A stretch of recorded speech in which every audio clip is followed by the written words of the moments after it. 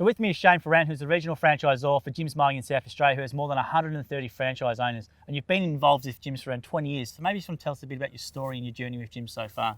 Yeah, sure. We started off as franchisees, as most franchisors do. And we were franchisees for about 8 years and really grew and developed. And I suppose it started with my old man. He got involved in the business, and then I followed my way into the business. He used to work for St. John's as a mechanic, foreman manager, and kind of like got stuck in that middle management kind of rut where he could do no wrong or right, and got himself actually a bit depressed about it as well. So when he went into gyms, it was kind of like a saving light. So, and then from that, we saw what it did to him, and then I got involved in the business as well. And then we wanted to share it with others when we got involved. But for myself personally, I spent a lot of time at university doing studies and things like that in the IT field, but then came out and realised that I don't want to sit under a neon light with air conditioning with people I don't really like around the water cooler trying to make conversation. The old man said to me, "Man, listen, life's too short. If you don't like what you're doing, man, come out with me and you'll probably earn just as good money when you consider some of the tax breaks and stuff that are involved." And I did, and never really looked back, and worked with him as a franchisee probably for about 5 years, and then we bought the franchisor rights, which was, at the time didn't realise, but it was really advantageous because Dad passed away at 64. But I don't feel robbed because I got to spend 15 years of my life with the old man almost every day. Ups and downs, but that was a gift. So yeah. So I want to talk about now a comment that we see online a lot is about, obviously people say, well, do it yourself, don't pay fees, etc. Yep. Can you maybe address some of those reasons as to why franchise is definitely the better option to go? Yeah, well, I suppose starting right at the structure, okay, well, fees, or what are fees? Well, fees in gyms, as you would know, are very structured, aren't they? You know what I mean? So you've got your advertising fee, and then you've got your service fee, but your service fee pays for 3 people. It pays for your franchisor that's going to coach you and run the state or run that area for you, and manage everyone, manage complaints, make sure your brand's not getting damaged. You've got national office who run the whole system, do you know what I mean, and support us and support franchisees. And then you've got the call centre. So it's a fee-for-service model. It's not a grab on your revenue. It's these guys, to make the system work, these 3 people, contribute to your value in running the system. So it's not a rip-off. It's a fee-for-service to run the system that then helps you earn money. So if you weren't paying fees, you wouldn't be able to earn the amount of money you do earn. And then, of course, you've got your lead fee, which is your client introductory fee, which is it's different in different divisions. For us, it's only about $10, $12 after you take the discount out of it. So it's minor, but it's there to represent that clients are of value as well. So very fair, thought out fees where no one's fat cat sitting at the top. It's just fair fee for fair service. So that's the first thing I'd say about fees. But the second thing I'd also say is, I think we've all probably had those moments in life where you've been a cheapskate and got the builder in to do something who's the cheapest guy, and you've got the problem associated with that as well. Well, the same thing applies probably here. If those people are ready to make that decision in their life, don't be a cheapskate. You know what I mean? Because it will only just cost you in the long run. Common question we always see as well is how much? So maybe you want to address a little bit about that, about the prices and the different sort of things they can buy maybe. Oh, how much they earn, or how much they get to get involved? For a new sale, for a split, for maybe resales, that sort of stuff. Yeah. Okay, so I tend to divide it up into, it depends what you're going to buy. That's probably the first differentiation. So you go, well, am I buying an existing business with customers? And in the gym system doesn't try and stand in between someone selling their business and someone buying it. So you're buying it directly off of that guy to the large degree, all right? So the price of the businesses vary depending on the size and what that guy's got to offer, and then there's equipment and stuff like that.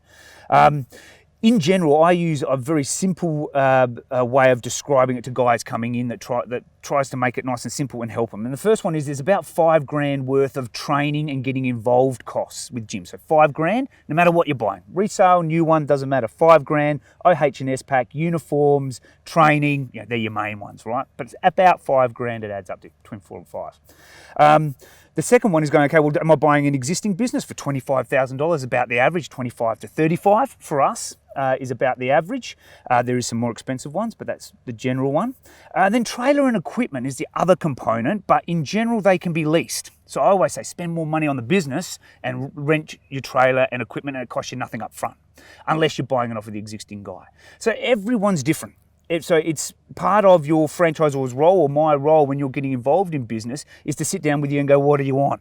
How much money have you got? What do you want to spend it on? So, and what's good value? You know, if the equipment and trailer is really good and it's half price, beautiful. Maybe it's worth investing in that. So it's a consultation process. So all up, what are we talking? We're talking probably buying an existing business 25, add another 5 onto it for cost of getting involved. So you're talking somewhere between that 30 to 40 for most of them. But you can get in really cheap as well. You know, you can get in cheap with a new one, and it only costs $5,000 deposit. So $5,000 worth of getting involved costs, $5,000 worth of deposit on a $20,000 new business, and you're done. And that's great to hear that. You know, obviously we get that question all the time. So if you're in South Australia and you're watching this, obviously this is Shane, this is the regional franchisor. When you do the 131546 inquiry, this is the man you'll be talking to, and he's been very upfront and transparent with his information. A lot of franchise systems do not do that. So you've got a lot of great info there, and you can quiz Shane about it. So 131546 for the inquiry, or jimsmowing.com.au, and put that in there, and hopefully Shane can be hearing from you very soon. So maybe let's talk about one of the support structures that we have in place, which is very unique to gyms, is the pay for work guarantee. Yes. So, yeah. Yes. So Well, the first thing that I always say about pay for work guarantee is we don't pay much of it out, right? So, and I say to guys that are looking to get involved, don't put as much emphasis on it. I know it's there to make you feel secure when you're coming from employment, and you know, you got to get past the missus, don't you? You know, in mowing, it's the missus normally you got to get it past, and she wants some guarantees. So that's what it's there for, to guarantee that you're going to earn that $1,500 a week. It doesn't just come to you in a check. You've got to earn it, which is good. That's, you're in business. You've got to earn things. They don't just come to you. So it's a very, once again, fair system. $1,500 a week makes everyone feel comfortable, but we want you to earn a lot more than that. Yeah. So it's a great safety net, and someone making that transition, Safety that's net. what it's there for, to help them. Yeah, to emotionally and mentally make that transition. But man, we're going to coach you to earn more than $1,500. Yeah. That's a great thing to hear. Yeah, so even though it's an individual business under the franchise banner, Yeah. they're not just left, that whole support, that community, that team environment which you've created over years as well and refined, that's what they're buying as well when they come into the team environment I've been given to, and I'm going to give back in terms of knowledge, is really, really important. And that's probably the biggest thing about being an independent. I mean, if you're an independent starting off day one, what do you do? Do you know what I mean? But the brand gives you work, you know, and support, and gives you premium price as well, which is, margin's so important. But then you've got all the support from the group as well. So you're never left alone. And we've done it all before, Joel. You know, so it's like 130 guys. I've been doing it for 14 years. Doesn't have to be 14 years, but just I've seen everything before. So when you ring up, I can tell you the smartest thing to do, or I can refer you to someone who I know has done that before, because I'm not always the smartest person. It might be fruit trees, and I'm like, oh, gee, I know a guy that done something with fruit trees. Talk to him. So your franchisor gives you support, but he's also a conduit to the rest of the group. And it's also mitigating that risk of going out of business in your first year, which is very tough. Oh, obviously, it's proven with the franchise, obviously, you're way less, you've got a way better chance of success under the system. Yeah, well, no support, you know, no one to laugh together when you stuff things up, but also, you know, what's your pricing going to be like? You know what I mean? How do you quote jobs? You know, when you go and you deal with a difficult customer, which customers should you keep? Which ones should you get rid of? I mean, it's so important in this business when we're talking about regular client bases. So, yeah, absolutely. I mean, I always say, my words are always, I would not be an independent. And that's after all my years of experience, So as a regional franchisor, Shane, what is your role in terms of support for the franchisee? Well, support basically is everything we do, and it starts from day one. So from day one, when you get involved with Gyms Mowing South Australia, you're going to be getting weekly calls for 8 to 12 weeks from us. So, and those weekly calls tend to be, you're making enough money, you got enough work, and are you happy? And even after those 12 weeks finish, and they're intense 12 weeks, they're the most vulnerable time for a new guy coming in terms of, you know, his confidence and what he's doing. He needs more contact, so we've got that. And then we interlace that with actual emails that go out to them as well. So they've got emails going out to them telling them about the 8 most important things that they need to get their head around in order to run a really good business. You know, KPIs, what are they? What are you measuring? Right through to customer services and getting star ratings, high star ratings, 5-star ratings. So we really help them in that first 8 to 12 weeks, and then we move into monthly calls. Same thing though, because that's all you want to know is you making enough money, got enough work, and are you happy? And we ask those 3 questions, and of course conversations go from that point, and you start developing relationships as well. Now, on top of that, again, probably the most powerful thing in gyms, and when people say to me, why get involved in gyms? I say there's 2 reasons. The brand, and everyone goes, yeah, of course, the brand. But the other one is the support, right? And we talked a little bit about that then, but really I'm only one individual and it's one phone call. The real support comes from like workshops and meetings.